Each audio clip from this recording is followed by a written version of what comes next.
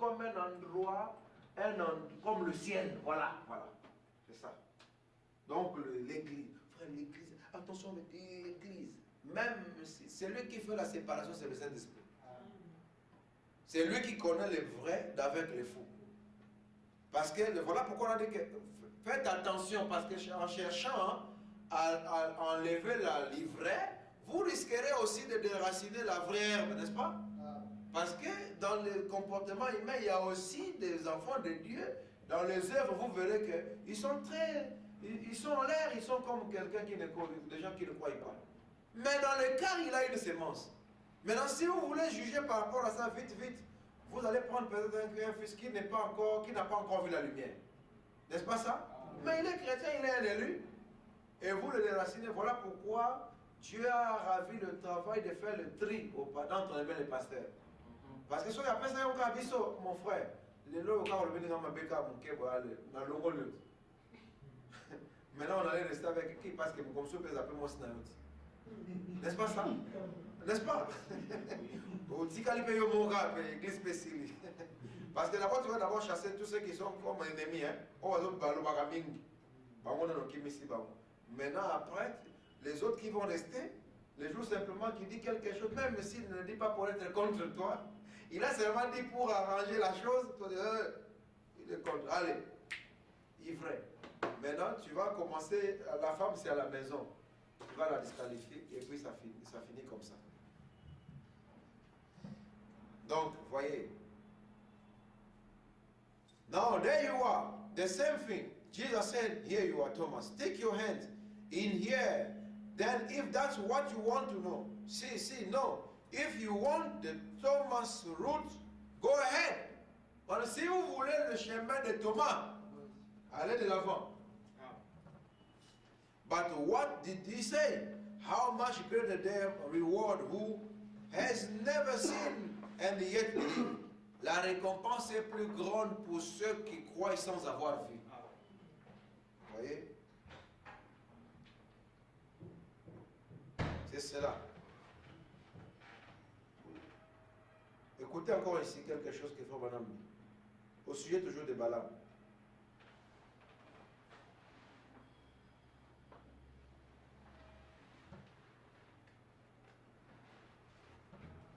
Dans la prédication, Jésus-Christ le même hier, aujourd'hui et pour toujours.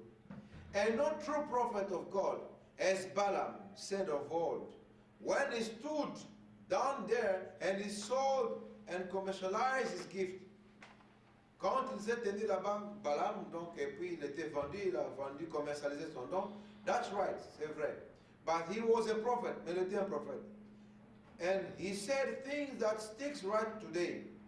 Mais il a dit des choses qui tiennent encore jusqu'aujourd'hui. To Israel and so forth. He was a prophet. He said, how can a prophet speak unless God puts in his mouth? Il était un prophète. Et il a fait des prophéties qui tiennent encore jusqu'aujourd'hui en Israël. Les prophéties au sujet de l'étoile qui devait se lever de Jacob, parlant de la naissance de Jésus. Il était un prophète. Mais le problème est que à cause des intérêts, à cause de la sympathie humaine, il a voulu négocier avec ce que Dieu a déjà dit. Et finalement, lorsqu'il n'a pas réussi, il est venu avec cette proposition magique de la fête de Baal et Péor. Donc, il a amené les enfants de Dieu là-bas pour causer une occasion de chute. Vous voyez? Il les a amenés là-bas. Alors, vous voyez que Baal Péor, c'est comme ici à la Odyssée. Moitié, donc, la Bible dit, ni chaud ni froid. Païen en même temps, chrétien en même temps. Et on invite les enfants de Dieu. Donc les interprétations mondaines pentecôtistes, on mélange. Vous voyez la fête de Baal Péor, on prend les interprétations dénominationnelles de la parole. On prend la manière de prendre, que les pentecôtistes prennent de Jésus, parlent de Jésus. Leur révélation de Jésus, leur compréhension de Jésus, on amène ça dans le message. Leur compréhension du Saint-Esprit, on amène ça dans le message. Leur compréhension de mariage et divorce, on amène ça dans le message. Et on présente ça aux enfants de Dieu. Vous voyez? Comme nous avons parlé de la fête de l'adoration du veau d'or, Baal Péor, c'est aussi dans le même esprit, dans le même cadre. Parce que c'était une fête païenne, une adoration païenne d'un faux Dieu, une révélation païenne, charnelle, dénominationnelle, humaine, traditionnelle de la parole. Maintenant, Balaam a amené cela parce qu'il avait besoin de devenir populaire dans le camp de Balak. Il voulait que les gens de Moab trouvent que c'est un bon monsieur, il prêche l'unité, nous avons tous un même Dieu, nous irons tous dans le même ciel, il y a celui qui est mort pour nous, il est l'unique. Or, il parle ce langage, mais c'est dans le but que les gens qui sont dehors, les dénominationnels, puissent penser que lui, il a le Saint-Esprit, et il est un homme de Dieu, et on va commencer à le respecter. Et dans l'entretemps, comme il a de l'influence sur les gens du message, ça va influencer beaucoup des enfants de Dieu, et ils vont commencer petit à petit à ressembler à ces gens-là, à cause des interprétations.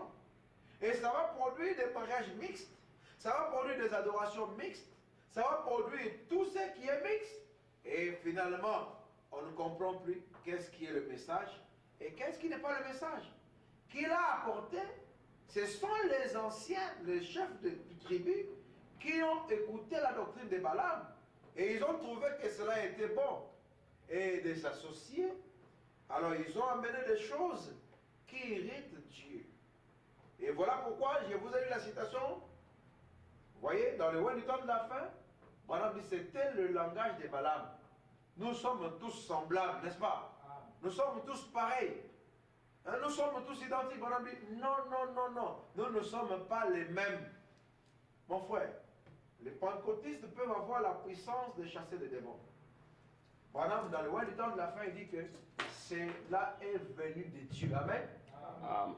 Quant à l'origine, oui, il n'y a pas de Saint-Esprit.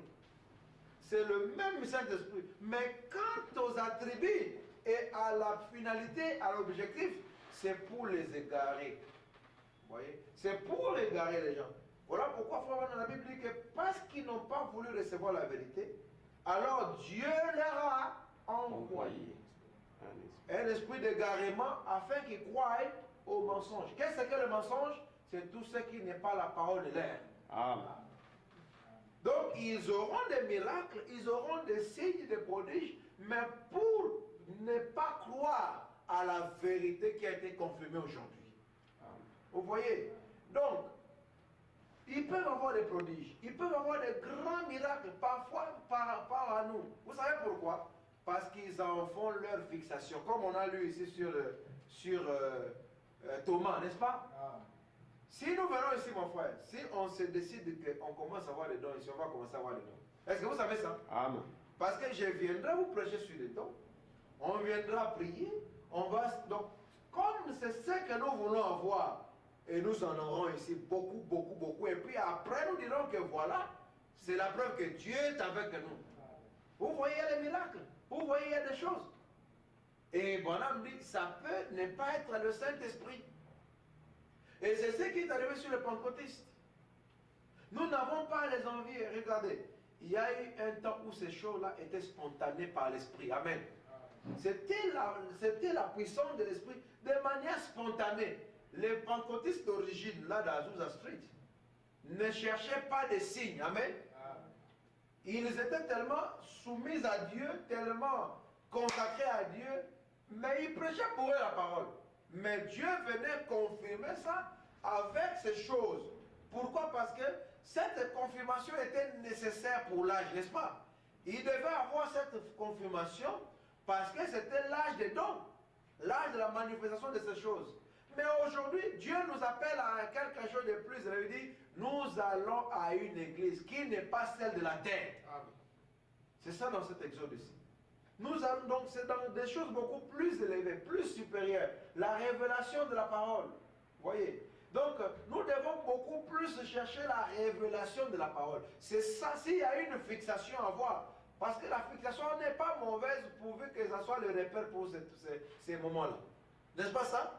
Parce qu'un homme qui marche sans repère, il va se perdre, non? N'est-ce pas? Vous devez avoir des repères. Mais le problème est que les dons, les puissances, les guérisons ne sont plus des repères pour aujourd'hui. C'était les repères pour les époques passées, l'époque de la Pentecôte. Comme la sanctification était un repère pour Wesley. On reconnaissait que quelqu'un était un fils de Dieu par les privations, n'est-ce pas? On ne portait même pas des anneaux pour le mariage parce que c'était la mondanité. Alors là, on savait que celui-ci, c'était un enfant de Dieu. Mais aujourd'hui, ce n'est pas avec cela. La Bible dit que c'est à leur fruit que vous le reconnaîtrez. Madame dit quel fruit? Il dit l'enseignement de la saison. Amen. Donc il peut être sanctifié. Vous êtes avec moi? Comme un lys de champ. Voilà me dit, il peut recevoir le baptême du Saint-Esprit, être sauvé et néanmoins manquer l'enlèvement. On vous avait lu ça ici, n'est-ce pas? Pourquoi? Parce que c'est le temps de Wesley que être sanctifié était le sommet.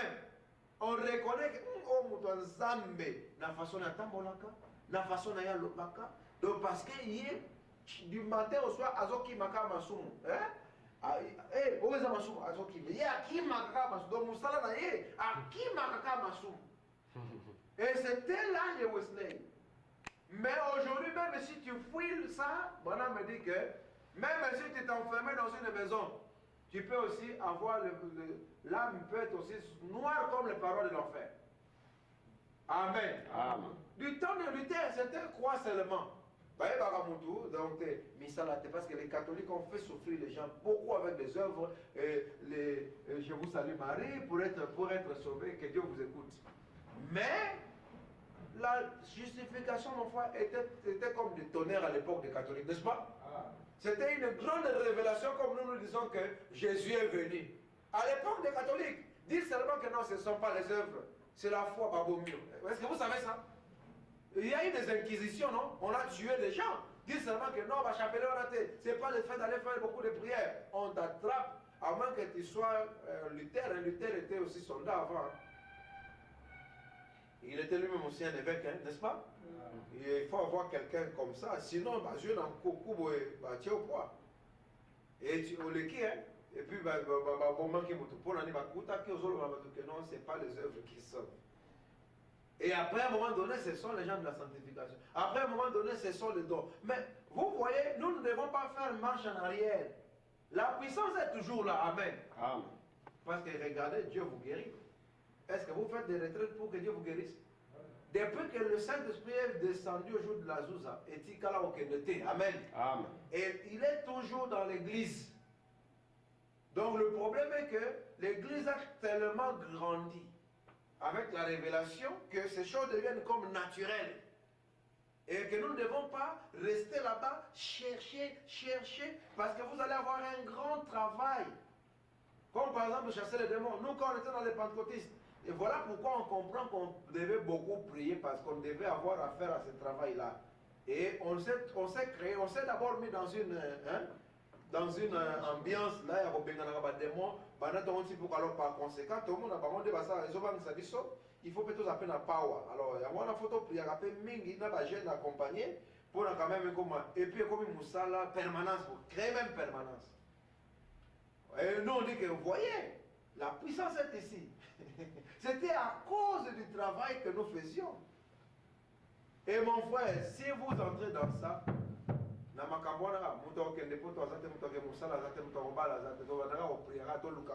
puissance.